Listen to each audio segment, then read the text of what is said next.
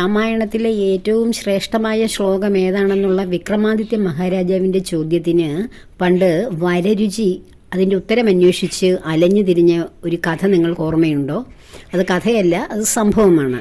അവസാനം രാജാവ് നിർദ്ദേശിച്ച സമയത്തിൻ്റെ ആ ദിവസം ത്തിൻ്റെ തൊട്ട് തലേ ദിവസം രാത്രിയിൽ വനദേവതമാർ പരസ്പരം പറയുന്നത് കേട്ടാണ് വരരുചിക്ക് യഥാർത്ഥത്തിൽ ആ ശ്രേഷ്ഠമായ ശ്ലോകം മനസ്സിലായതും രാജാവിനോട് ചെന്നത് അത് ഉണർത്തിച്ചതും.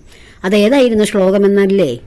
രാമം ദശരഥം വിദ്ധീം മാം വിദ്ധീം ജനകാത്മജം അയോധ്യാം അടവീം വിദ്ധീം ഗച്ഛതാത യഥാസുഖം. ഇതിൻ്റെ അർത്ഥം എന്താണ്?